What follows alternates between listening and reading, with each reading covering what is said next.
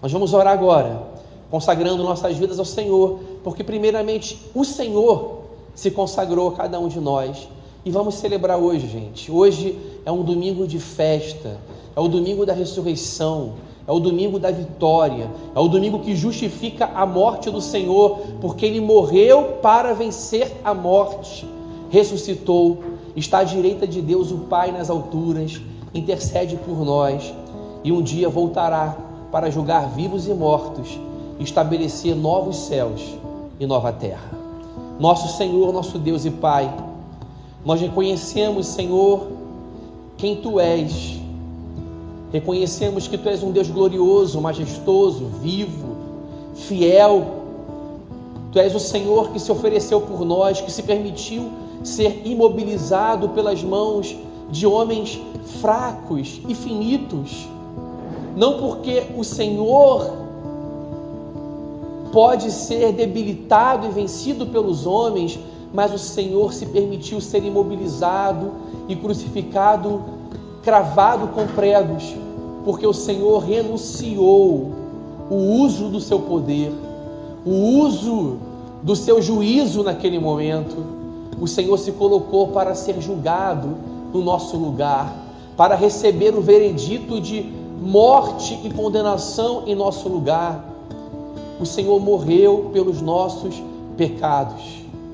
A morte do Senhor não foi simplesmente um desfecho trágico, o fim biológico. O Senhor morreu pelo nosso pecado, porque o salário do pecado é a morte. E o Senhor foi remunerado com a morte no nosso lugar, para que nós pudéssemos receber a vida. Em nenhum momento Deus na cristandade, no calendário cristão, fala com mais clareza sobre a vitória sobre a morte do que o domingo da Páscoa. Nós estamos no centro do nosso calendário, Senhor. O domingo da Páscoa, o domingo da ressurreição, que fala do Cristo, cujo corpo foi dado, cujo sangue foi derramado, mas fala do Cristo que ressuscitou, que se deu, que deu a sua vida e que retomou a vida que Ele mesmo deu. Senhor amado, enche o nosso coração de alegria e de gratidão. Permita-nos, Senhor Deus, viver a profundidade da consciência de que o nosso pecado é grave, aviltante, horrível, que o nosso pecado, Senhor Deus, levou o Senhor Jesus ao Calvário por nós. Por isso, Senhor, como nós ouvimos hoje na escola dominical, que nós nos humilhemos diante de Ti, que nós nos humilhemos porque Jesus morreu por nós, por nossa causa. Isso implica que nós matamos e tiramos a vida do Filho de Deus que morreu pelos nossos pecados. Obrigado, Senhor, porque ninguém em sã consciência teria capacidade de dar a sua vida por homens maus. Nenhum homem faz isso. Poderíamos morrer por um justo, por alguém nobre, mas o Senhor, em sã consciência, com sanidade, de modo consciente, o Senhor morreu pelos injustos. Cristo inocente tomou o lugar dos culpados. O Senhor, que não merecia o veredito da condenação, foi condenado por nós. E nós escapamos do tribunal divino, porque Jesus satisfaz a Deus. Senhor amado, esteja entre nós hoje e perdoa, Senhor, os nossos pecados.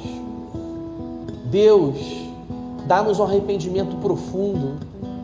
Dá-nos, Senhor Deus, uma consciência profunda e grave de quem nós somos diante de Ti e de quem Tu és, Senhor Deus, para cada um de nós.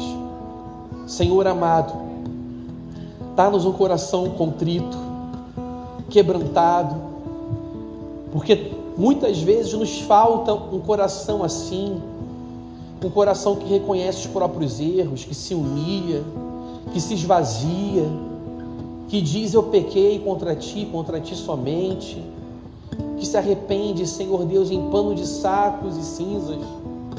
Senhor, Que hoje seja o dia, Senhor, de nós reconhecermos, Senhor Deus, quem somos. E reconhecermos, Senhor Deus, que Tu és o Cristo que nos ama como somos, para nos cobrir por quem Cristo é. Em nome de Cristo Jesus nós oramos. Amém.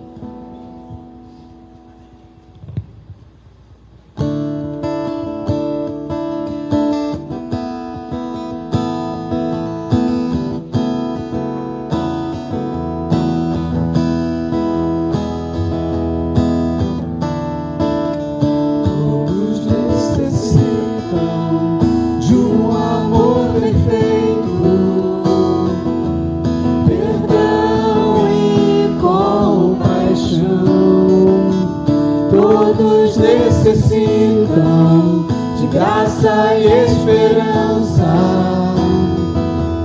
de um Deus que salva.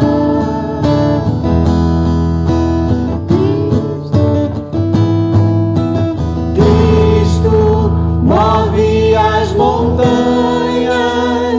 e tem poder para salvar, tem poder para salvar. Para sempre, autor da salvação. Jesus a morte venceu, sobre a morte venceu.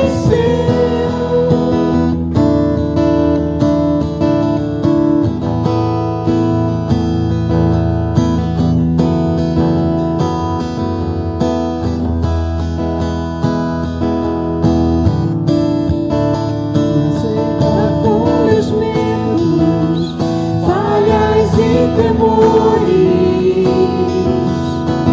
enche o meu viver, minha vida entrego pra seguir seus passos, a ti me rendo.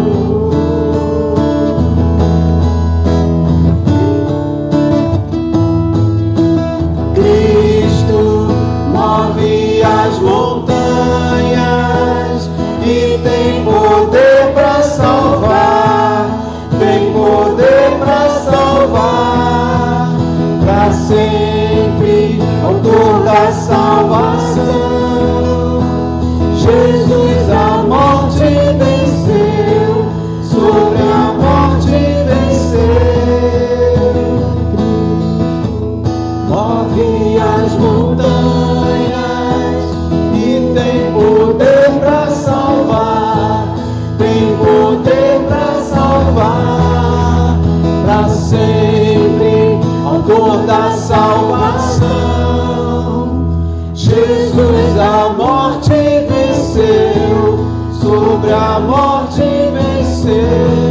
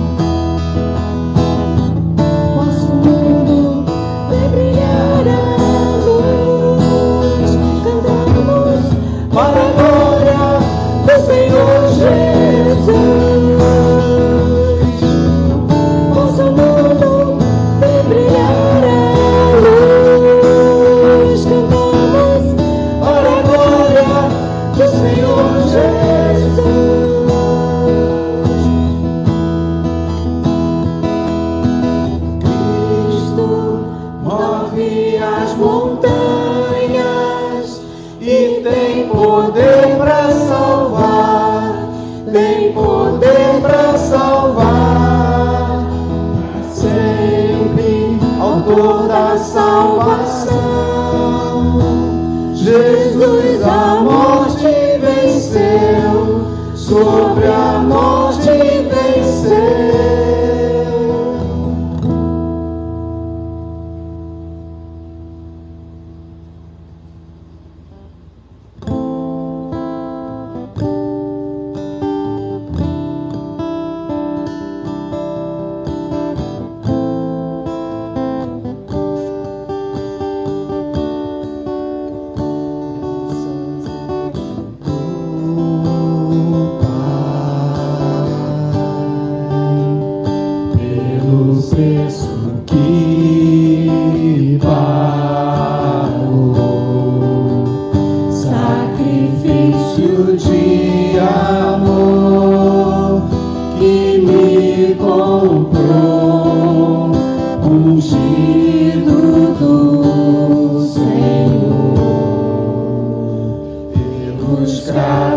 em suas mãos.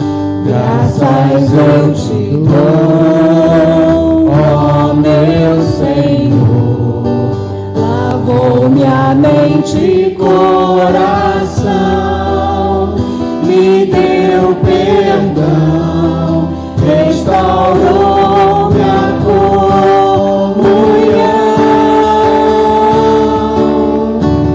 Digno é o Senhor, sobre o trono está, soberano Criador, vou sempre te adorar. Elevo minhas mãos ao Cristo que venceu, Cordeiro de Deus morreu por mim,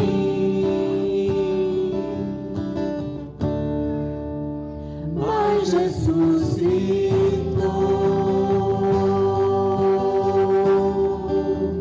Digno é o Senhor.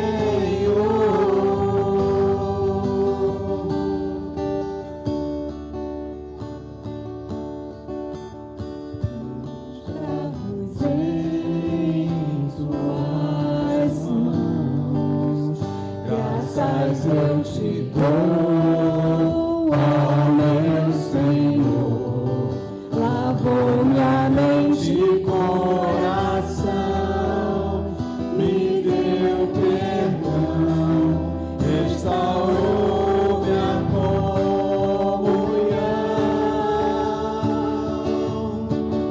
Digno é o Senhor, sobre o trono está, soberano Criador, vou sempre te adorar. Elevo minhas mãos ao Cristo que venceu, Cordeiro de Deus morreu por mim, mas ressuscitou.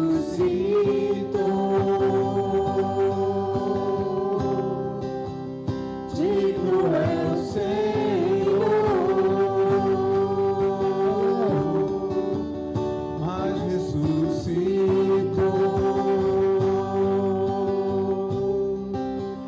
Digno é o Senhor.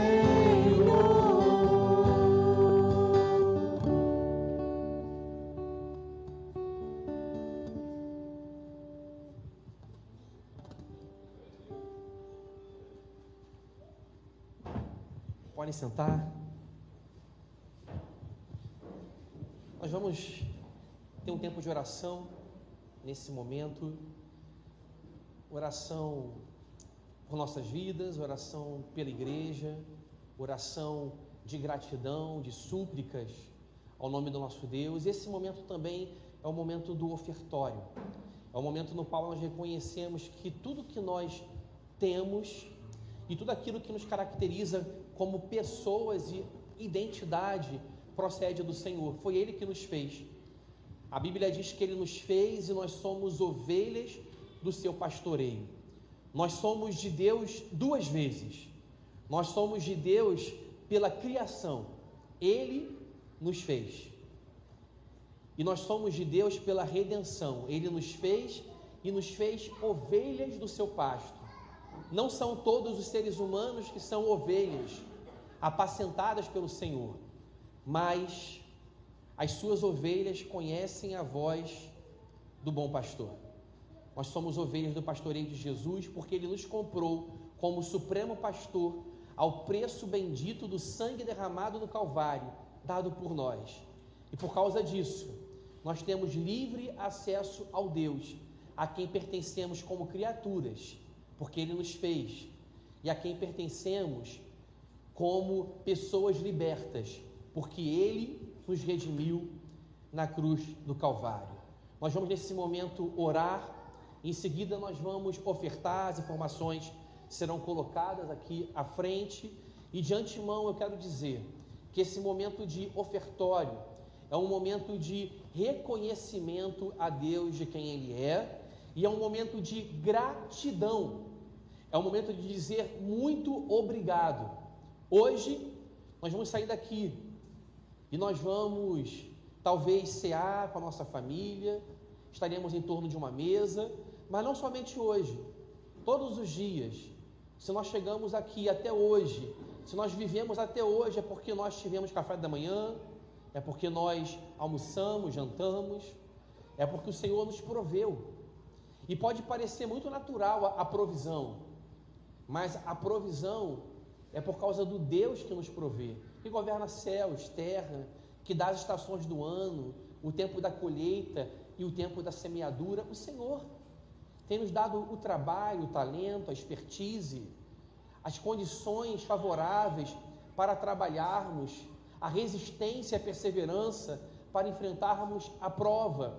E a hora do ofertório é uma hora de devolver ao Senhor um pouco do muito que Ele nos dá, gente.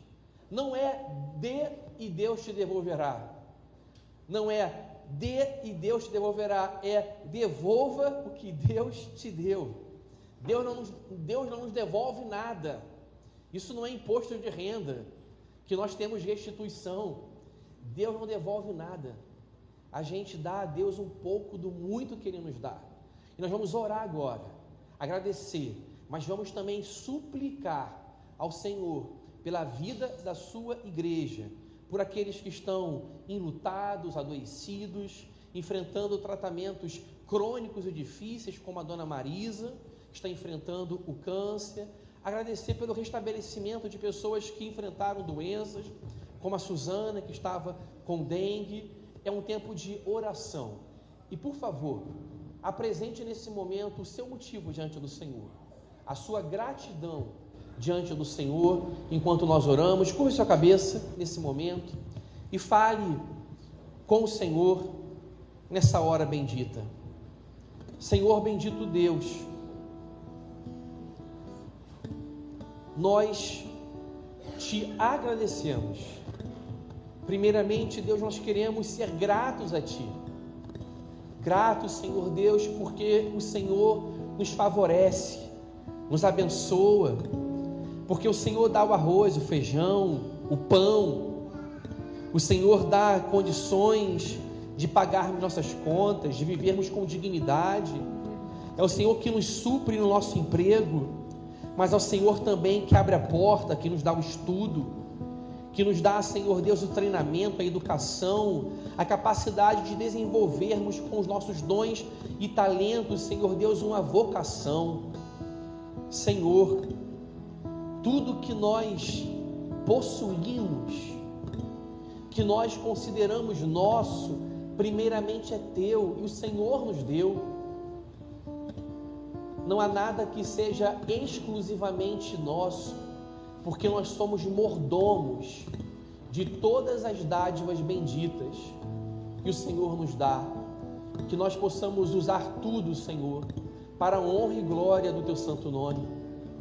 Senhor amado, nós também reconhecemos que quem somos procede do Senhor.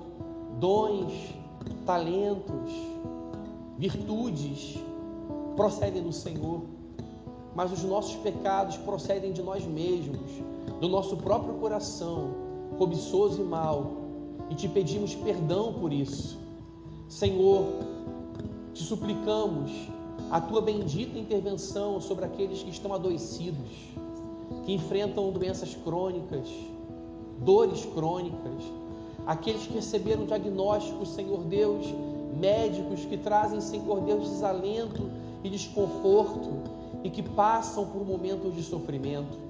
Senhor amado, Cuida da Dona Marisa, Senhor, nossa irmã querida, amada, que tem enfrentado esse momento, Senhor, com tanta doçura, demonstrando a sua fé, a sua confiança em Deus, a sua gratidão. Que o Senhor revista a nossa irmã com forças, com o poder que vem do Espírito Santo de Deus. E todos aqueles, Senhor, que estão enfrentando dores, que estão, Senhor Deus, adoecidos, acamados, hospitalizados, que não podem sair de casa, eu te peço que o Senhor esteja, Senhor, também com esses nossos irmãos. Senhor, eu te peço, Senhor Deus, pela Ana Lúcia, que o Senhor seja com ela, que hoje pela primeira vez pode novamente assistir, Senhor Deus, o nosso culto online, seja com ela, com a sua casa, com as suas filhas, que a palavra do Senhor chegue à sua casa, Deus, para lhe trazer edificação, alegria, Senhor Deus, nesse domingo de Páscoa e de ressurreição. Senhor amado, obrigado, Deus, por aqueles que foram restabelecidos, Senhor. Obrigado pelo restabelecimento da Suzana, que após 10 dias de debilidade, de fraqueza, hoje, Senhor Deus, está de pé. Muito obrigado, Senhor Deus. Obrigado, Senhor Deus, pela vida de cada irmão, de cada irmã, Senhor Deus, que fez uma cirurgia, que se recuperou, que está bem, que recuperou movimentos. E, Senhor, nós te pedimos que o Senhor console a casa do luto e da tristeza no dia de hoje. Talvez um luto recente, mas talvez, Senhor Deus, um luto, Senhor Deus, que no dia de hoje é lembrado como uma perda que traz à memória aqueles dias felizes. Que o Senhor possa, Deus, trazer o consolo que procede do alto, Senhor. E hoje, Senhor, nós te pedimos também o suprimento bendito sobre a tua igreja, para que não falte, Senhor Deus, não falte, Deus, para nós continuarmos fazendo missões no bairro de Laranjeiras, Senhor Deus. Missões, Senhor Deus, nas regiões, Senhor Deus, ao nosso redor. Senhor amado, seja com a tua igreja no dia de hoje, e que o Senhor possa prover também cada casa, cada família, para que não falte a cada despensa, a cada casa, Senhor Deus, a bendita provisão do alto. Nós sabemos, Senhor Deus, que a instabilidade financeira, as perdas, o desemprego, Senhor Deus, reveses financeiros nos causam, Senhor Deus, desconfortos, inseguranças, aflições, Senhor, mas que Tu te reveles a nós e que o Senhor nos diga para nós termos bom ânimo, porque o Senhor venceu o mundo. Ajuda-nos a confiar na providência do Senhor, a confiar que não faltará, mesmo quando parece que falta.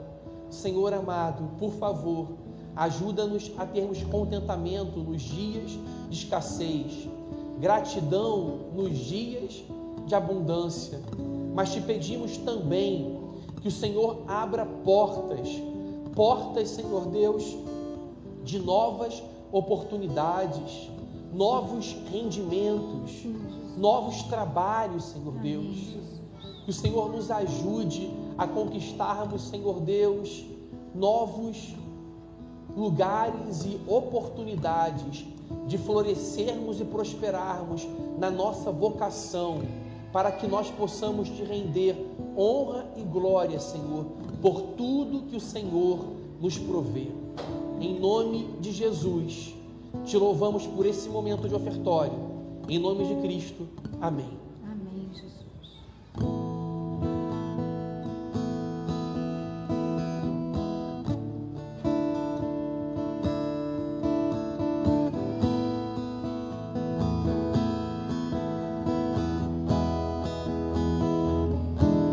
Porque Ele vive, posso crer no amanhã. Porque Ele vive, temor não há. Mas eu bem sei que a minha vida está nas mãos do meu vivo está. Deus enviou seu Filho amado para morrer em meu lugar. Na cruz morreu por meus pecados, mas ressurgiu e vivo com o Pai está. Porque Ele vive, posso crer no amanhã. Porque Ele vive, temor não há. Mas eu bem sei que a minha vida está nas mãos do meu Jesus, que vivo está.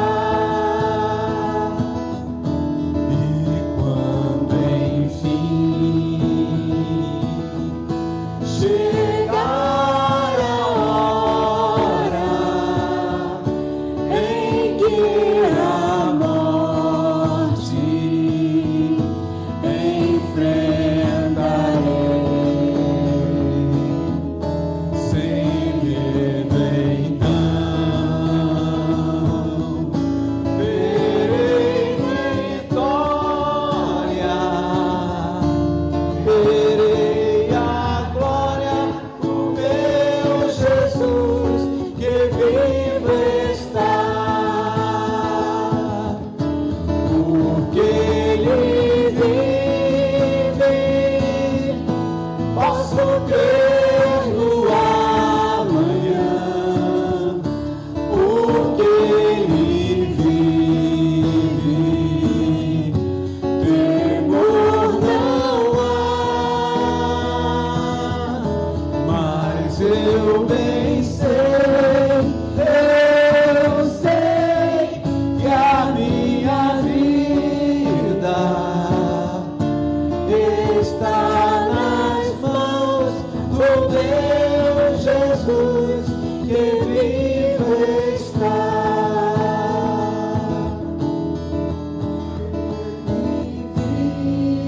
Vive, posso crer no amanhã.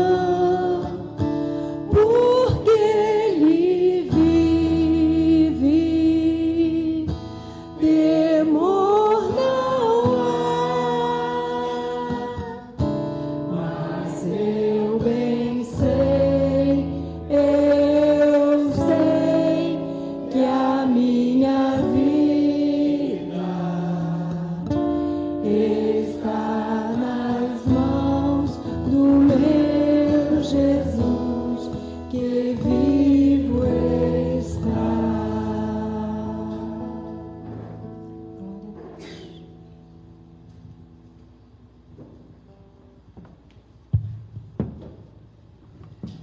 Chamar as crianças para virem aqui, nós vamos orar por elas.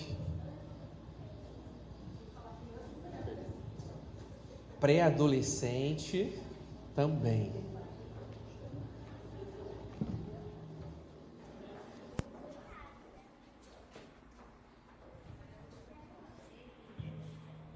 Desvenda. Tem que usar aqui também? Não, usa. Uso também? Usa. Olha nossas crianças, vejo crianças novas e voltando, né, Miguel? Miguel tá aí. Que bom. Gente, é uma alegria ver essas crianças aqui. Nós oramos por elas e continuamos a orar. Deus abençoe ricamente hoje a aula, abençoe o André, abençoe a Janice. Chamar a Janice aqui para fazer essa oração pelas nossas crianças e pela aulinha de hoje. Soberano, eterno Deus e Pai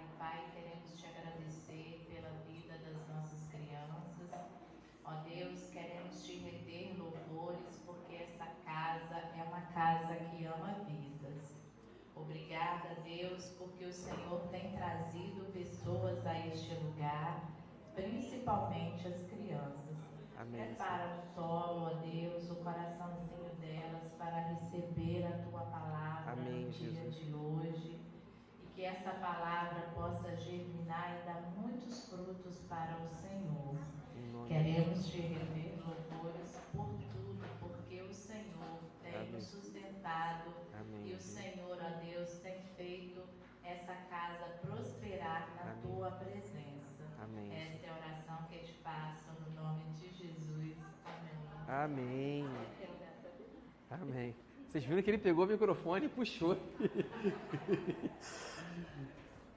Gente, vamos abrir nossas Bíblias no livro de Gênesis, capítulo 15.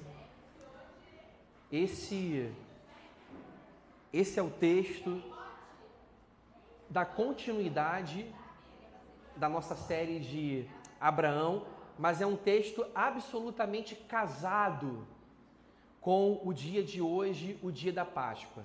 Do mesmo modo que, providencialmente, na escola dominical, o assunto de hoje estava completamente entrelaçado com a temática da Páscoa, hoje também, aqui na pregação, nessa continuidade da série, nós temos o texto que fala da aliança de Deus com Abraão. O nosso Deus é um Deus de aliança. E a Páscoa é uma aliança. A Páscoa é uma aliança. E o nosso Deus é um Deus de aliança. Nós vamos orar, esperando que Deus ele fale hoje profundamente conosco. Mas primeiramente vamos ler o texto bíblico, Gênesis 15, versículo 5. Então o Senhor levou-o para fora e disse: olhe para os céus e conte as estrelas, se puder contá-las. Nós estudamos essa parte na semana passada e a partir de agora nós vamos ter o tema de hoje. E lhe disse: assim será a sua posteridade. Abrão creu no Senhor e isso lhe foi atribuído por justiça. O Senhor disse também: eu sou o Senhor que o tirei de Ur dos Caldeus para lhe dar esta terra como herança. Mas Abrão perguntou: Senhor Deus, como saberei que vou herdar essa terra? O Senhor respondeu: traga-me uma novilha, uma cabra e um cordeiro, cada qual de 3 anos, uma roninha e um pombinho. Abrão trouxe todos esses animais, cortou-os pelo meio e pôs as metades umas diante das outras. As aves, porém, não cortou pelo meio. Aves de rapina desciam sobre os cadáveres, porém Abrão as enxotava. Ao pôr do sol, um profundo sono caiu sobre Abrão, e grande pavor e densas trevas tomaram conta dele. Então o Senhor lhe disse: fique sabendo, com certeza que a sua posteridade será peregrina em terra alheia. Será reduzida à escravidão e será afligida durante 400 anos. Mas eu castigarei a nação que os escravizar. Depois eles sairão com muitas riquezas, e você irá para junto de seus pais em paz. Será sepultado em boa velhice. Na 4ª geração voltarão para cá, porque a medida da iniquidade dos amorreus ainda não se encheu. Quando o sol se pôs e houve densas trevas, eis que um fogareiro fumegante e uma tocha de fogo passaram entre aqueles pedaços dos animais. Naquele mesmo dia o Senhor fez aliança com Abrão, dizendo: à sua descendência dei esta terra, desde o rio do Egito até o grande rio Eufrates, a terra dos queneus, dos quenezeus, dos cadmoneus, dos heteus, dos ferezeus, dos refaíns, dos amorreus, dos cananeus, dos gigazeus e dos jebuseus. Senhor, a tua palavra ela é maravilhosa, ela é doce como mel, mais doce que favos de mel, A tua palavra é mais preciosa que muito ouro puro e refinado. Nós queremos, Senhor Deus, que a tua palavra hoje seja a riqueza da nossa vida, a doçura do nosso paladar espiritual. Nós queremos que o Senhor abra os nossos olhos, o nosso entendimento, que o Senhor afeiçoe o nosso coração, muitas vezes irracional e embrutecido pela tua palavra. Que a tua palavra, Senhor, seja por nós para nos fortificar em fé, mas seja também contra nós para desmontar, Senhor Deus, o que precisa ser desestruturado e desmontado. Que a tua palavra, Senhor Deus, confronte quem está tranquilo demais, quem está na zona de conforto. E que a tua palavra, Senhor Deus, console aqueles que estão abatidos e que estão quebrados. Que a tua palavra derreta o nosso coração. Em nome de Jesus, dá-nos luz, entendimento e quebranta o nosso coração, porque a tua palavra se abre a pessoas de corações quebrantados. E dá-nos fé, Senhor, fé para crermos na fidelidade da tua palavra, na inspiração da tua palavra. Em nome de Jesus, amém.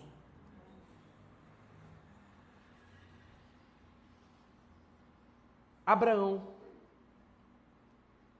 antes de receber o nome que nós conhecemos e que foi projetado como um grande nome, uma grande fama no mundo inteiro, ao ponto de tornar-se a capa da revista Times, ele era simplesmente Abrão. Abrão, que foi tirado, como esse texto diz, de Ur dos Caldeus, na Mesopotâmia. O pai de Israel não era um israelita, porque não havia essa referência de Israel, enquanto Israel não era nada, não existia. Havia simplesmente uma ancestralidade, os semitas, mas não havia Israel. Ele foi tirado de um ambiente de adoração a muitos deuses, para que ele pudesse receber uma fé verdadeira no único Deus verdadeiro. E a vida de Abraão mostra características da vida do crente. Nós vimos até aqui que Abrão, ele é um peregrino. Como nós somos apresentados no Novo Testamento, todo cristão é um forasteiro e um peregrino nesse mundo. Tem um senso de inadequação, de não pertencimento ao reino celestial. Mas Abrão, ele também é apresentado na Bíblia como um homem que recebe promessas impressionantes de Deus e incríveis. Eu uso a palavra incrível de modo proposital, porque a definição de incrível é algo que é difícil de ser crido. É incrível. Humanamente falando, não é crível que um casal de idosos seja capaz de ser os dois progenitores de um filho, e quanto mais de uma nação, com muitos filhos. Um casal, humanamente falando, o casal, humanamente falando, era considerado descartável, fracassado, sem nenhum potencial humano para dar a Deus o que Deus ele prometia. Então eles recebem promessas incríveis. Eles recebem promessas incríveis. Eles são peregrinos, eles recebem promessas incríveis, maravilhosas, que se estendem não simplesmente a eles imediatamente, mas a todas as nações e povos da terra, e que repercutem e chegam até nós, a Igreja de Jesus. Mas Abrão também demonstra pela sua vida de fé que Deus é um Deus de aliança. Ele é o Deus de Abraão, de Isaac e de Jacó. E o que significa para você ouvir que Deus é um Deus de aliança. Como Deus, Ele estabelece a sua aliança conosco. Primeiramente, é importante dizer que aliança pressupõe o acordo entre duas partes. Não há uma aliança sozinho consigo mesmo. A aliança é com o outro, é com alguém. A aliança estabelece direitos e deveres para ambas as partes. Nos compromete com algumas obrigações e devoções àquela pessoa com quem nós fazemos aliança, e em reciprocidade aquela pessoa também se compromete conosco, tendo responsabilidades para conosco.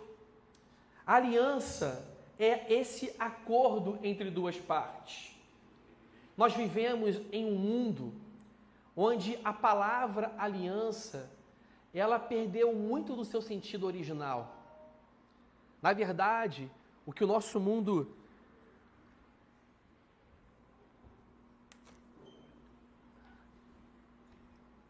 pode ser?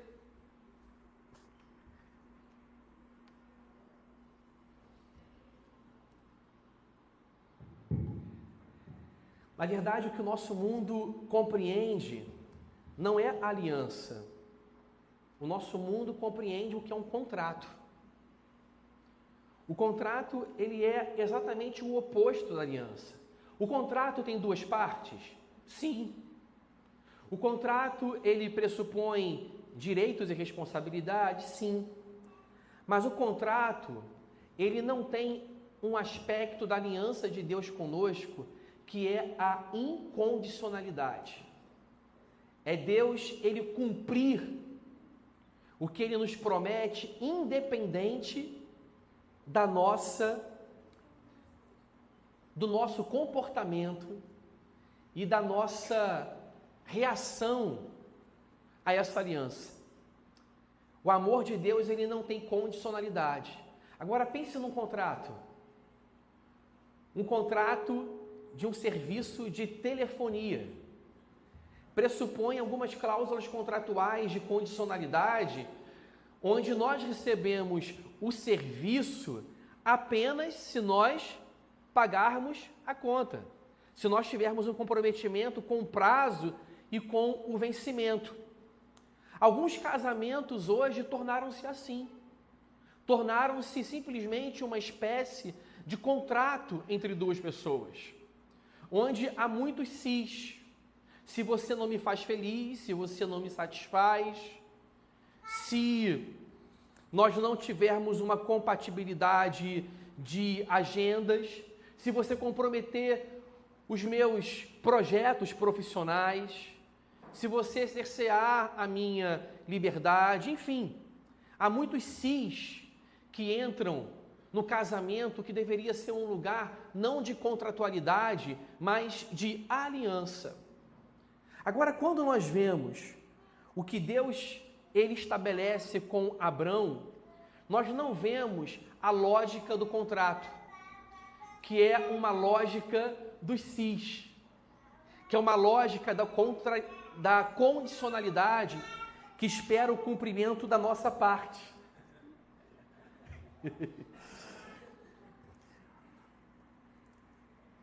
Deus ele estabelece uma aliança conosco. O que esse texto ele nos diz?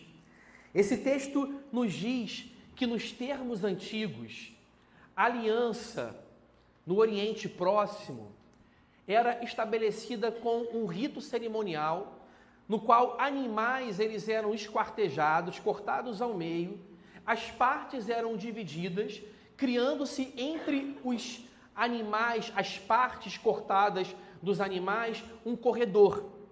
E o texto nos diz que Deus ele pediu a Abraão: traga-me uma novilha, uma cabra e um cordeiro, cada qual de 3 anos, uma rolinha e um pombinho.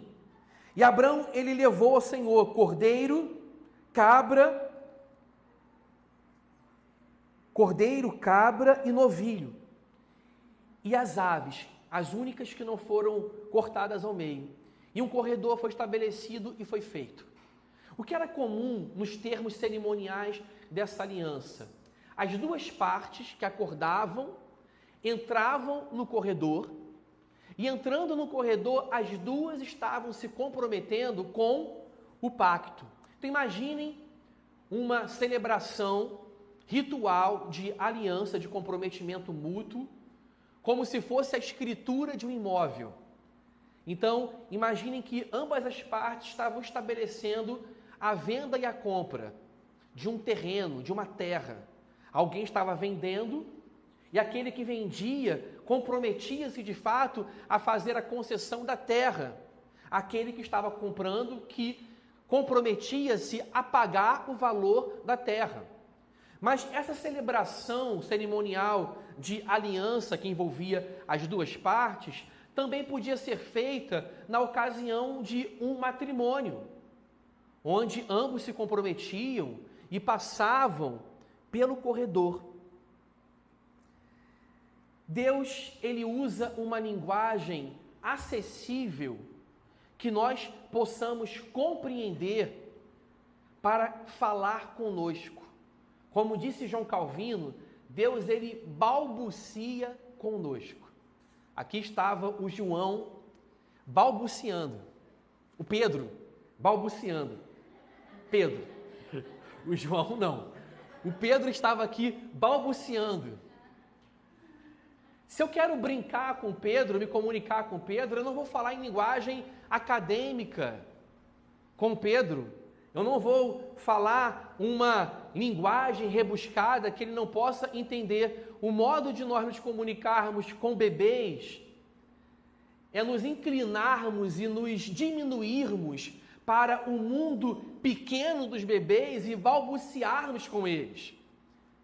Por isso, as universais brincadeiras que a gente tapa o rosto e a gente diz, cadê? Cadê? Achou? O Gudadá. A gente balbucia e fala de uma forma muito aquém da nossa capacidade de vocabulário para a gente se tornar conectado e conhecido à vida daquela pessoa com quem nós queremos falar. João Calvino diz que Deus, ele acomoda a sua linguagem para falar conosco. E ele usa essa expressão, que Deus, ele balbucia para falar conosco. O que é a Bíblia em um sentido amplo? A Bíblia em um sentido amplo é Deus balbuciando para falar a nossa linguagem. Mas num sentido específico, no desdobramento da revelação de Deus, no Antigo Testamento, nós temos por maneiras pedagógicas a antecipação da ideia de que Deus dará a sua vida ao mundo e morrerá pelo mundo. E qual é a antecipação do Antigo Testamento que mostra já a mensagem de que Deus dará a sua vida ao mundo em forma de sangue? São os cordeiros e os animais que são oferecidos em sacrifício. Os cordeiros e animais oferecidos em sacrifício, eles não estão divorciados do seu significado último e definitivo. Um símbolo simboliza alguma coisa.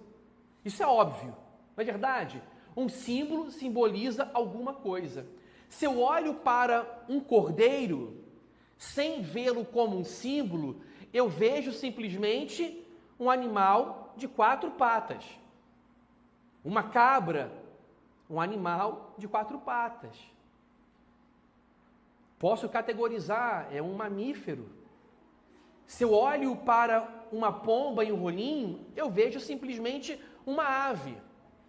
Mas se eu olho para aqueles animais da perspectiva de que eles estão incluídos dentro do plano pedagógico de Deus, de balbuciar e se revelar a cada um de nós, nós não vemos simplesmente uma cabra e uma ovelha.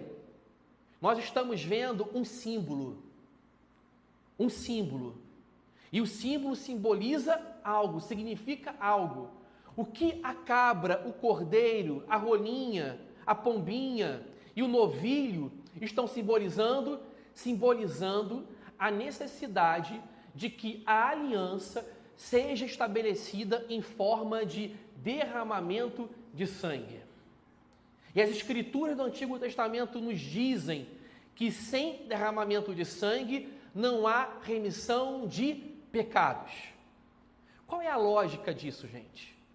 Sem derramamento de sangue não há remoção de pecados. Primeiramente, é importante dizer o que significa o pecado. O pecado é uma transgressão, é uma violação da lei de Deus. Mas nós podemos pensar que, sendo uma violação da lei de Deus, o pecar significa simplesmente quebrar uma regra que está escrita em uma pedra.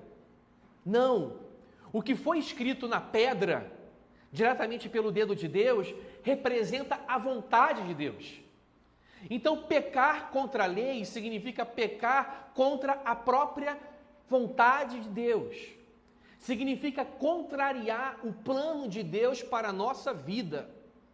A lei de Deus reflete a santidade de Deus. Se a lei de Deus diz não matarás, é porque Deus é um Deus de vida. E quando nós odiamos, hostilizamos e desprezamos, nós estamos pecando contra a vida e estamos no caminho da morte. A lei de Deus diz para não dar falso testemunho, porque Deus é um Deus de verdade. E a mentira, a omissão, a falsificação, a fraude é um descomprometimento com a clareza da verdade transparente de Deus. Deus é único. E a idolatria representa a quebra da lealdade na adoração a um Deus único. Quando a Bíblia diz que sem derramamento de sangue não há remissão, perdão de pecados, a Bíblia está dizendo que o único modo pelo qual o nosso pecado pode ser removido, perdoado, e o único modo pelo qual nós podemos ser purificados de nossas transgressões e culpas é mediante uma aliança de sangue. E se é uma aliança de sangue, a Bíblia está dizendo que o perdão exige sacrifício. E exige o sacrifício não de um culpado, não de um transgressor, porque um transgressor não tem nobreza para morrer e recomendar a sua vida por um outro transgressor. Nós precisamos de um sacrifício de alguém que seja inocente. A pergunta é: o sangue das cabras, novilhos, cordeiros, em si, eles purificavam do pecado? Sim ou não? Não. Porque o cordeiro, visto como um cordeiro, é só um animal. Mas visto do ponto de vista de ser um símbolo de Jesus Cristo, o cordeiro está apontando para outra realidade. É Deus balbuciando e dizendo: há um plano na história. E para Abraão especificamente, Deus diz que o cordeiro que simboliza aquele cordeiro do Antigo Testamento é o descendente de Abraão, é Jesus. O descendente de Abraão é Jesus. João Batista entendeu isso. Porque quando Jesus aparece a João Batista fala o quê? Eis o Cordeiro de Deus que tira o pecado do mundo. João Batista está olhando para toda essa história de derramamento de sangue, de cerimônias, de altares, de holocaustos. Está dizendo que Jesus, ele cumpre toda essa história. Que Jesus é o Cordeiro de Deus definitivo que derrama o seu sangue por nós na cruz. Então guarde isso. Que sem derramamento de sangue não há aliança. não há purificação de pecado e que a justiça de Deus exige como forma de satisfação pelo pecado a morte de um inocente perfeito. E Jesus é o inocente perfeito que morre pelos culpados. Jesus, ele é colocado sob o tribunal de Deus no status e no veredito da condenação. E ele é condenado em nosso lugar para que nós sejamos absolvidos e recebamos a sentença de absolvição. É o que esse texto chama de justificação. Abraão creu em Deus e ele foi justificado. Ele creu em Deus e isto lhe foi imputado por justiça. Agora pense em outra coisa. Nós falamos isso na escola dominical hoje. Eu tinha reservado isso para falar nessa manhã. O pecado, ele é tão hediondo, é tão grave e tão horripilante aos olhos de Deus, que a exigência de Deus para a punição do pecado não é nada mais e nada menos do que a morte. Nós sabemos que há variações na gravidade de uma condenação. Uma pessoa pode ser condenada a trabalhos forçados. Uma pessoa pode ser condenada a 7 anos de prisão ou a prisão perpétua. Em alguns países se prevê até mesmo a pena de morte.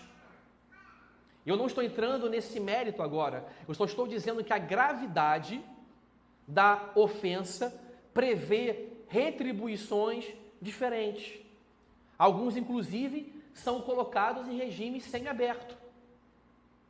Outros, considerados em alto nível de periculosidade para a sociedade, são colocados completamente à parte da sociedade e recebem penas de anos e anos para estarem enclausurados.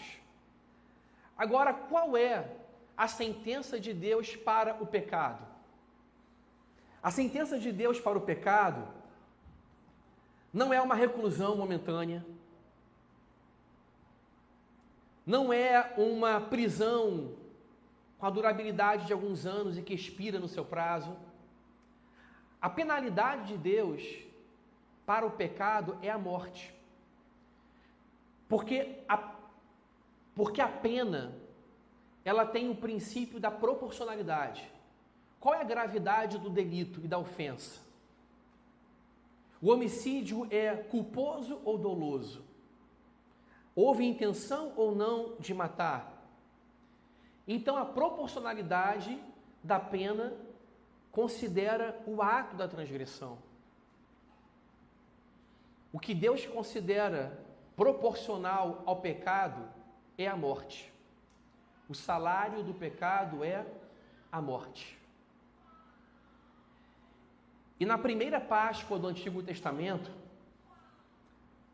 coincidindo com a 10ª praga que foi lançada pelo próprio Deus contra os egípcios, a morte dos primogênitos,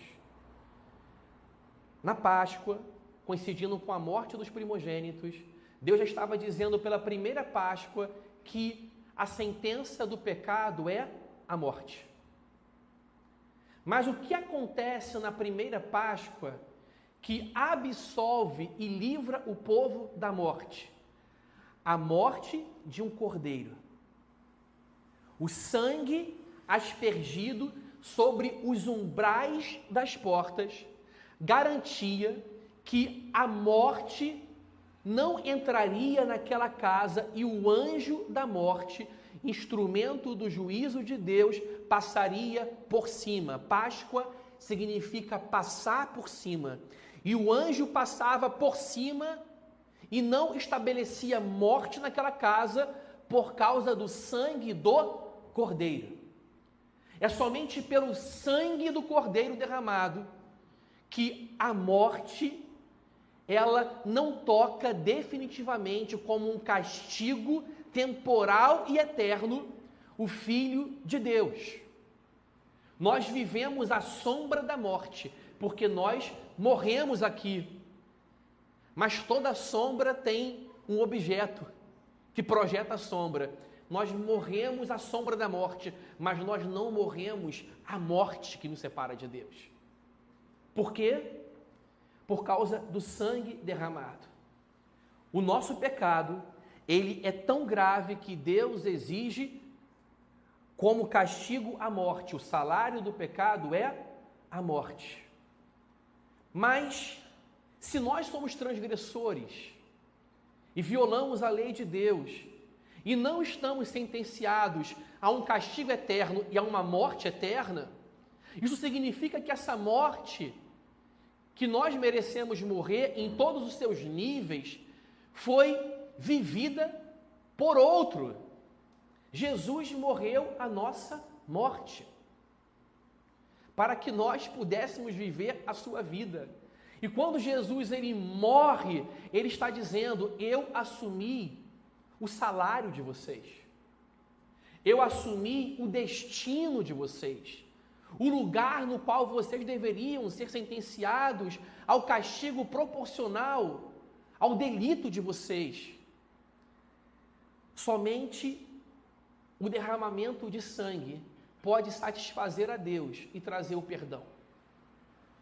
Isso implica dizer que nem mesmo Deus, ele pode perdoar sem o sangue. Deus não pode perdoar dizendo: eu te perdoo, e ficando por isso mesmo, sem precisar da cruz e sem precisar do sacrifício. Porque Jesus foi sentenciado à morte que nós deveríamos morrer. Porque Deus, ele necessita se satisfazer com a punição do pecado. E ele pune o pecado em Jesus. Irmãos, esse texto está mostrando que Deus exigiu um sacrifício. E Abraão obedece a Deus, cria o tal corredor. Mas vejam o que é interessante. Versículo 12: ao pôr do sol, um profundo sono caiu sobre Abrão, e grande pavor e densas trevas tomaram conta dele. Então o Senhor lhe disse: fique sabendo com certeza que a sua posteridade será peregrina em terra alheia, será reduzida à escravidão e será afligida durante 400 anos. Preste atenção. Associado a essa aliança na qual Deus passa pelo corredor e há derramamento de sangue, a Bíblia diz que cai um profundo sono sobre Abrão e grande pavor e densas trevas tomaram conta dele. Houve escuridão. A nossa redenção, ela acontece em momentos de escuridão, porque a nossa redenção ocorre quando a ira de Deus é manifesta como exigência da justiça de Deus para condenar o pecado. Aqui houve densas trevas. Na Páscoa, o que precedeu a morte do primogênito? Densas trevas. A Bíblia diz que as trevas e o breu eram de uma intensidade tão inimaginável e grande que a Bíblia descreve como trevas que podiam ser apalpadas. É como se houvesse densidade na escuridão, como se a escuridão tivesse tangibilidade, pudesse ser tocada. Trevas, escuridão. Porque o ato da redenção de Deus envolve a demonstração de que Deus, ele se ira contra o pecado. Agora vamos projetar outra Páscoa, a Páscoa definitiva, na qual o Cordeiro de Deus, Jesus, ele foi o Cordeiro da Páscoa. Enquanto ele morria no Calvário, o véu do templo rasgou-se de cima a baixo, onde os cordeiros estavam sendo mortos. Enquanto os cordeiros eram mortos no templo, na cruz do Calvário, o Cordeiro de Deus, que era representado por aqueles outros cordeiros em forma de sombra, morre no Calvário como a realidade. O Cordeiro de Deus que tira o pecado do mundo. E a Bíblia diz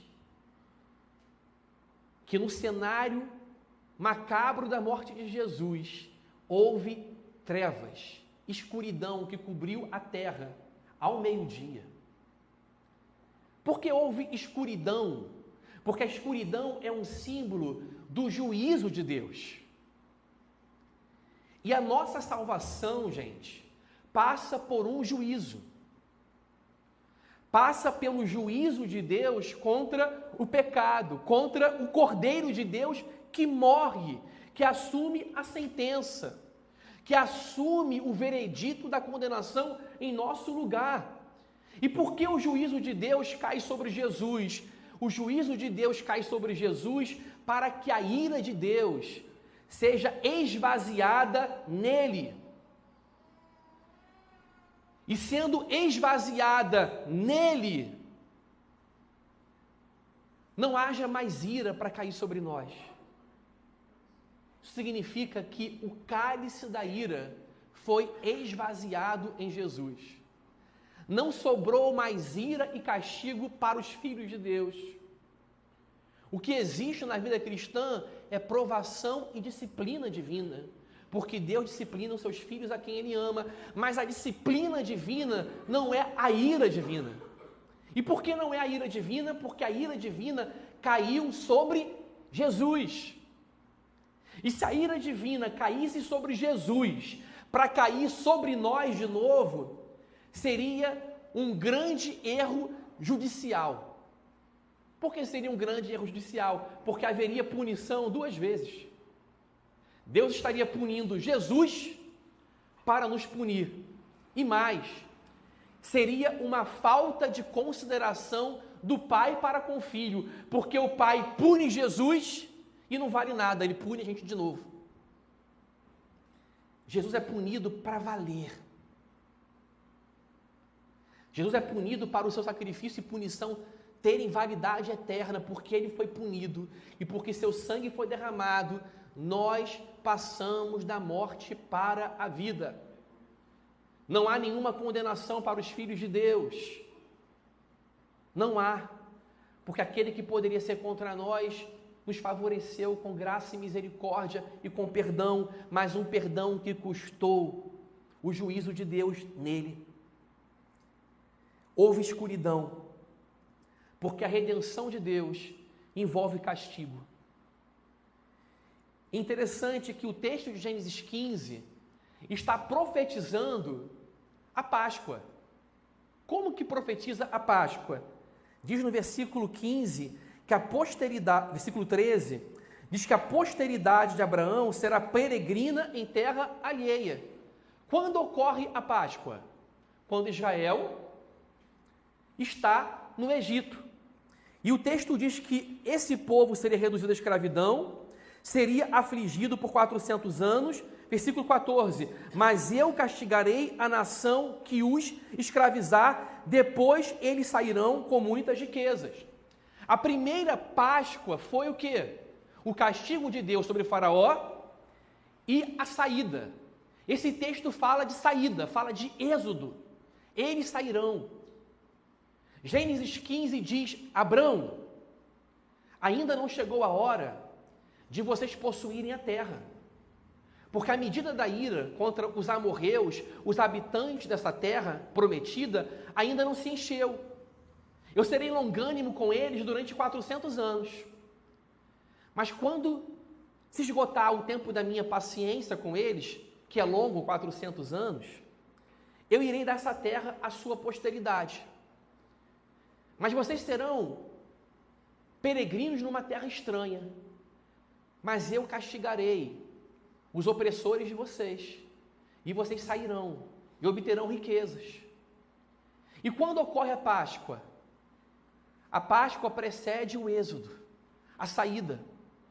Esse texto que fala de derramamento de sangue está conectado a outro texto que fala de derramamento de sangue, do Cordeiro da Páscoa.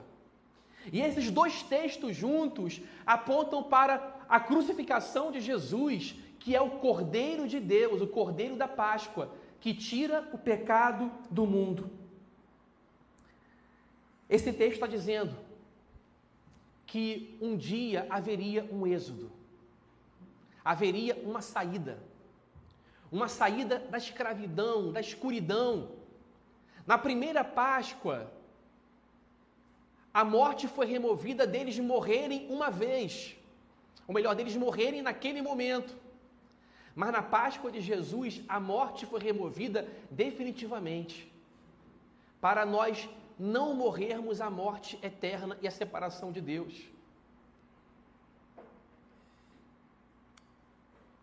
Haverá uma saída, um êxodo.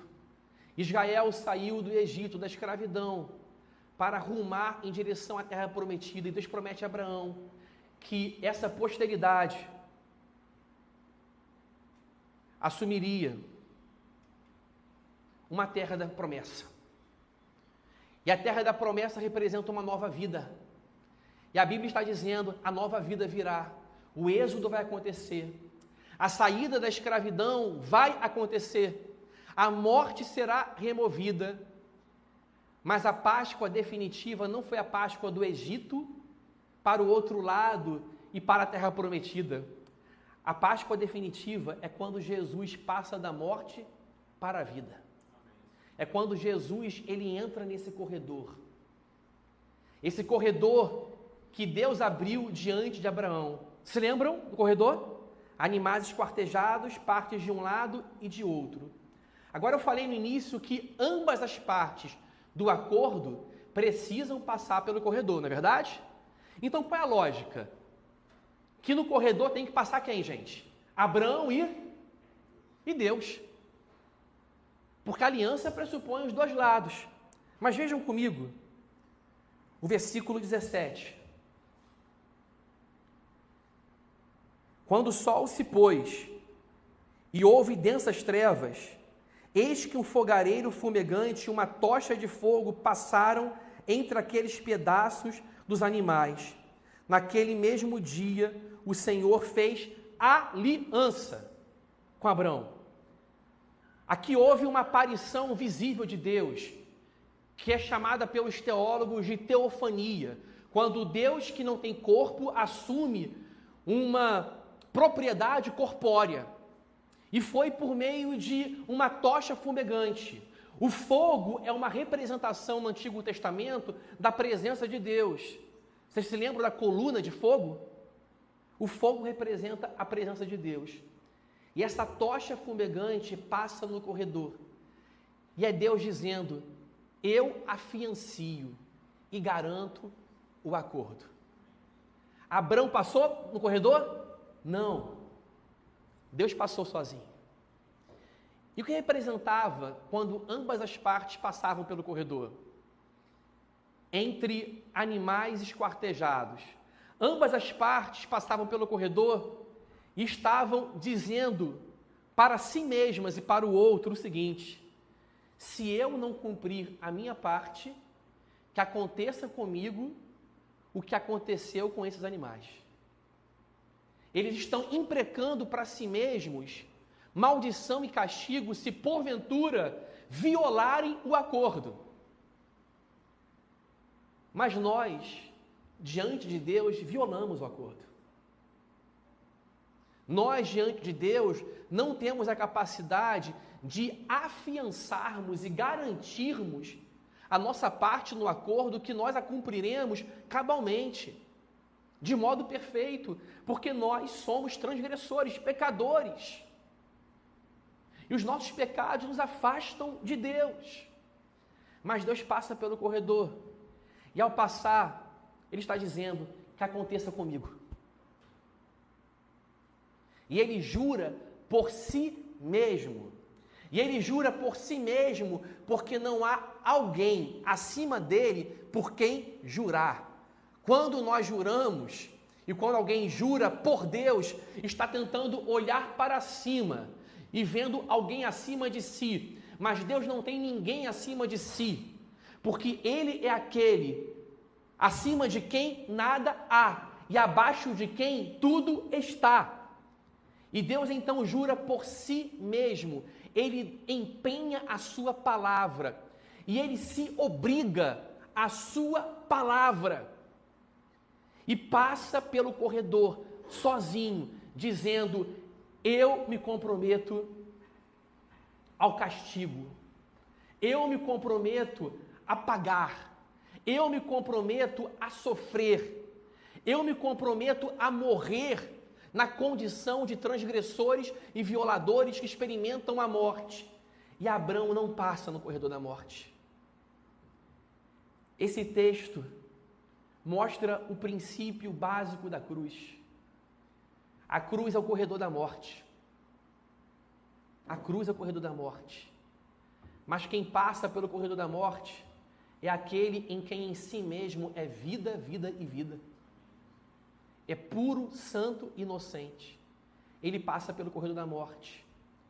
E a boa notícia é que esse fogareiro, essa tocha fogareiro do Antigo Testamento que passa pelo corredor da morte, é agora o Verbo encarnado, Jesus, que passa pelo corredor da morte, no meu lugar e no seu lugar. E a boa notícia é que Jesus passa pelo corredor da morte e sai do outro lado. A Páscoa é o êxodo. Jesus entra e Jesus sai. Jesus entra na sepultura e sai da sepultura. Ele sai da sepultura. Ele vai para o outro lado. E na madrugada de um domingo, Jesus sai do corredor, da sepultura, ressuscita, se levanta dentre os mortos, aparece às Marias, às mulheres, se manifesta aos discípulos, trafega entre os céus e a terra por 40 dias, é visto por multidões, é tocado pela incredulidade de Tomé, entra no cenáculo de portas cerradas e fechadas, come peixe assado na pedra com os discípulos e mel, aparece e diz: eles podem adiante, porque eu irei até eles na Galileia. E diz: diga a todos, e a Pedro, a todos, e a Pedro, pronunciado pelo nome, porque talvez àquela altura ele já achasse: terminou para mim. Mas não termina para ninguém quando existe morte e ressurreição. Porque o veredito da morte é: acabou. Mas o veredito da morte de Cristo é: começou. Começou, porque a morte foi subvertida pela vida. E meus irmãos e minhas irmãs, se o túmulo está vazio, tudo é possível. O túmulo está vazio. A morte, da qual ninguém voltou para nunca mais retornar para lá, foi vencida. Você diz: mas Lázaro veio da morte, veio, mas voltou para a morte. Eu tenho uma vantagem em relação a Lázaro. Lázaro morreu 2 vezes, eu vou morrer uma. C.S. Lewis diz: deve ter sido uma grande decepção para Lázaro, depois de voltar da morte, ter que morrer de novo. Houve um ressuscitamento, mas não houve uma ressurreição no sentido absoluto. Quem foi para a morte e voltou dela, voltou para a morte de novo. Mas Jesus tragou a morte pela vida. E está vivo à direita de Deus, o Pai, nas alturas. A mensagem cristã é: Ele ressuscitou. Me entendam. Vou citar John Stott. John Stott diz que a mensagem cristã não é Ele vive, é Ele ressuscitou. Por quê? John Stott fala isso. Porque Ele vive pode ser uma afirmação para mim também, para você. Viver não significa que você veio da morte. Mas quando se diz Ele ressuscitou, nós estamos afirmando que a vida que Ele vive é uma vida que veio da morte. A ressurreição assume que Jesus morreu pelos nossos pecados.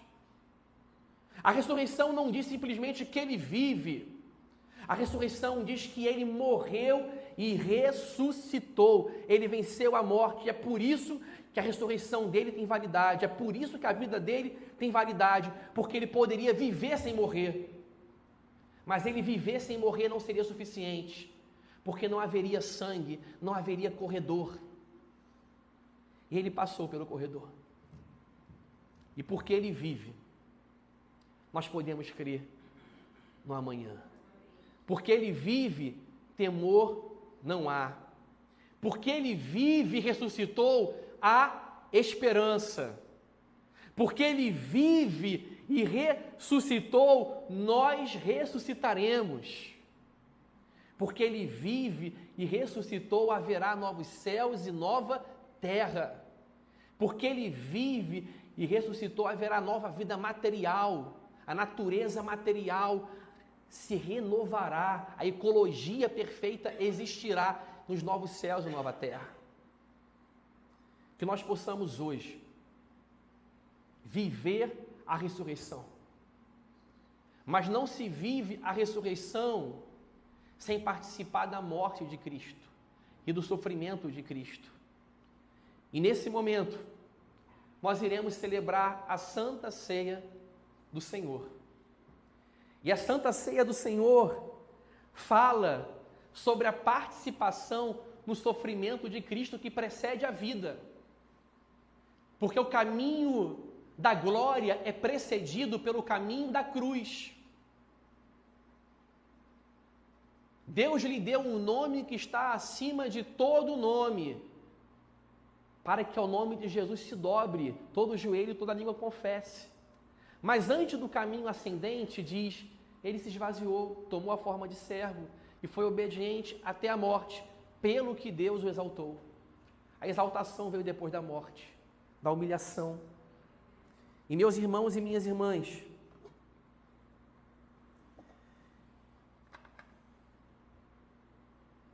ainda muito fresca a aula e a leitura do livro que eu pude ler na última semana do John Stott.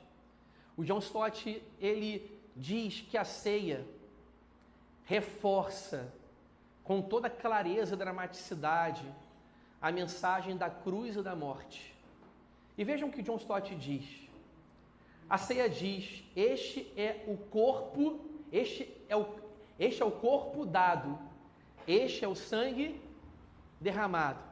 John Stott diz que Jesus não fala, este é o corpo que vive, que tem sangue nas suas artérias e veias circulando. Jesus diz, este é o corpo dado, ou seja, é o corpo morto. E Jesus diz, este é o sangue derramado, cálice dado, cálice derramado. Não é o cálice, não é o sangue que circula nas artérias e veias de quem está vivo, é o sangue que esvaziou, que se esvaziou, que saiu do Filho de Deus, porque a vida está no sangue, ele deu a sua vida. Então essa mesa, gente, fala da cruz. Não há cristianismo, não há fé cristã sem cruz. Não há. A mesa fere a nossa consciência. Porque se a gente estiver falando de outra coisa, a ceia está dizendo para a gente, vocês são impostores e mentirosos. Quando uma igreja que prega a teologia da prosperidade, ministra a ceia está dizendo para essa igreja, vocês são impostores e mentirosos. Quando uma igreja diz que Deus prometeu carros, casas, vida bem-sucedida, você é cabeça e não cauda. Se você está doente é porque você pecou. A ceia do Senhor está dizendo, vocês estão mentindo, vocês estão fraudando o meu evangelho. Porque a ceia nos escancara diante da verdade de que Jesus Cristo deu a sua vida, derramou o seu sangue. Mas nós temos vida por esse sofrimento e por essa morte. Nesse momento nós vamos orar.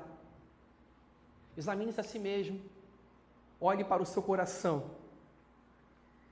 E um outro ponto que vale ser dito, ainda citando John Stott, Jesus não mostra só os elementos. Este é o pão e este é o cálice, símbolo do sangue. Jesus fala, comam e bebam. O que significa isso? Significa apropriação pela fé. Não basta eu acreditar na objetividade histórica de Cristo que morreu. Eu preciso me apropriar, eu preciso comer, eu preciso beber, eu preciso ter fé, eu preciso que o pão e o sangue sejam meus nutrientes. E o próprio Cristo disse, o meu corpo é verdadeira comida e o meu sangue é verdadeira bebida. Comam e bebam, se alimentem de mim, se nutram de mim, vivam por mim. Essa é a mensagem. E essa mensagem, gente, mudou nossa vida, mudou a nossa história. Louvado seja o nome do Senhor. Vamos curvar nossas cabeças nesse momento. E vamos agradecer porque há um Cristo, porque há uma cruz, porque há um túmulo vazio, porque há uma mesa. Senhor Jesus, nós consagramos nesse momento o pão e o cálice, para que eles simbolizem agora a santa mesa do Senhor. Nós não queremos só ver o pão, nós queremos comer o pão. Nós não queremos só ver o fruto da videira no cálice, nós queremos beber o cálice. Nós queremos nos apropriar. Nós queremos dizer, Jesus morreu por mim e pelo mundo inteiro. Pelo seu povo, pelos seus eleitos. Senhor Jesus, obrigado, porque o Senhor passou pelo corredor e saiu do outro lado. Entrou no túmulo e saiu dele. Entrou na morte, mas tragou a morte pela vida. Morte, onde está o teu aguilhão? Onde está a tua vitória? Senhor Jesus, obrigado. Perdoa os nossos pecados nessa hora, Senhor. Somos tão pecadores, tão transgressores, tão malvados, tão vis, tão condenados em nós mesmos, mas pela cruz, Senhor, o Senhor nos dignifica, nos chama de filhos, nos absolve, nos dá vida em abundância. Obrigado pela cruz e pela ressurreição. Obrigado por Jesus de Nazaré, que nos ama, que é o nosso irmão mais velho. Obrigado, Senhor. Perdoa-nos. Torna-nos mais humildes, convença-nos dos nossos pecados, Senhor. Em nome de Cristo Jesus. Amém e amém. Gostaria de chamar alguns irmãos para me ajudarem na distribuição da ceia. Gostaria de chamar o Felipe para vir aqui. Gostaria de chamar o Sérgio. Deixa ok o louvor, né? Não.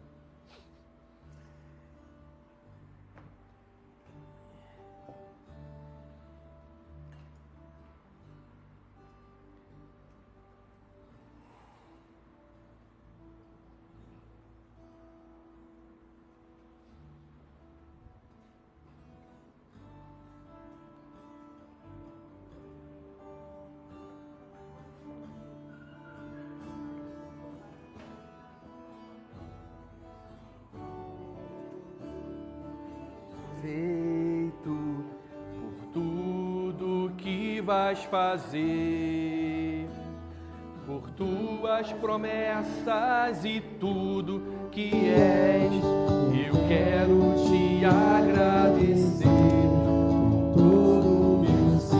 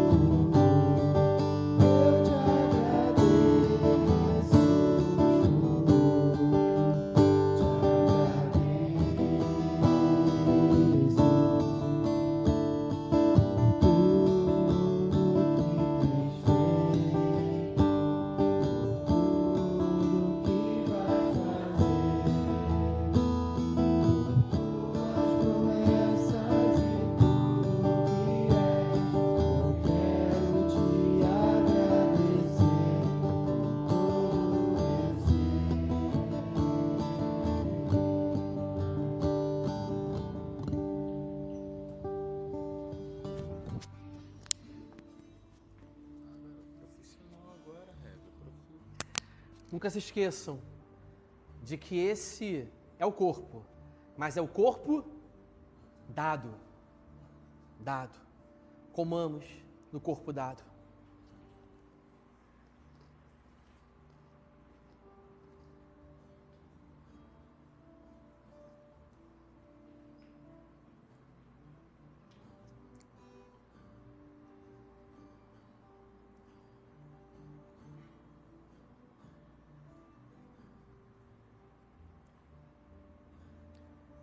Nunca nos esqueçamos que este é o sangue derramado.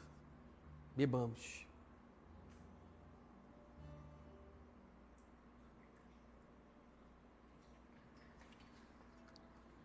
Vamos ficar de pé? Vamos louvar o nome do nosso Deus com mais essa canção. Porque Ele vive.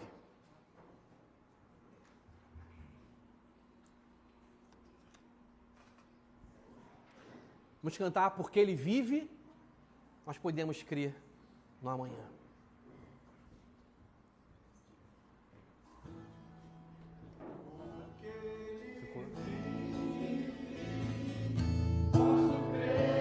Amanhã, porque Ele vive, temor não há, mas eu bem sei que a minha vida está nas mãos do meu Jesus, que vivo está. Deus enviou seu Filho amado para morrer em meu lugar. Na cruz morreu por meus pecados, mas ressurgiu e vivo com o Pai está. Porque Ele vive, posso crer no amanhã. Porque Ele vive, temor não há, mas eu bem sei que a minha vida está nas mãos do meu Jesus, que vivo está. E quando enfim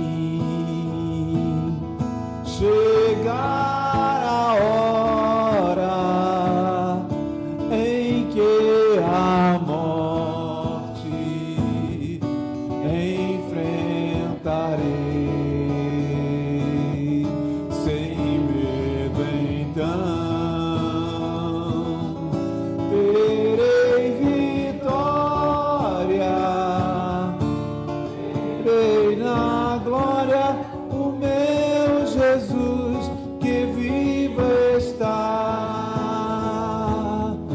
Porque Ele vive, posso crer no amanhã. Porque Ele vive, temor não há, mas eu bem sei que a minha vida está nas mãos do meu Jesus, que vivo está. Louvado seja o nome do Senhor. Podem sentar. Já estamos encerrando esse nosso momento. Agradeço a Deus por essa igreja maravilhosa, pelo voluntariado, pelo serviço, pelo que nós temos tido a possibilidade de realizar por meio do trabalho de cada pessoa, nos homens, nas mulheres, na mesa de som, na projeção, no louvor, na gravação do culto, no acolhimento, na sala das crianças, no louvor. E hoje a gente está transmitindo o culto, graças a Deus. Aliás, ainda não estamos tornando público, porque nós estamos numa fase de teste, mas nas semanas anteriores estávamos gravando, testando, e hoje nós conseguimos compartilhar um link fechado para irmãos que não podem sair de casa, que estão adoecidos, adoentados, como a nossa irmã Ana Lúcia, que por dificuldades no seu joelho hoje está assistindo o nosso culto, e foi um pedido dela, e graças a Deus nós conseguimos. Agradeço ao pessoal da comunicação, agradeço ao Arlindo, que se esforçou para poder trazer todo o equipamento, computador, câmera, cabo, para a gente ter uma conexão na internet. Isso é fruto do voluntariado, do serviço de todos nós, que nós continuemos servindo ao Senhor, servindo ao Senhor. A gente ainda está decidindo, a gente vai transmitir o culto ao vivo. A gente não quer que ninguém fique em casa, a gente quer que todo mundo esteja aqui, mas tem aqueles momentos que a pessoa realmente não pode sair de casa. E tem pessoas que não podem de fato sair de casa.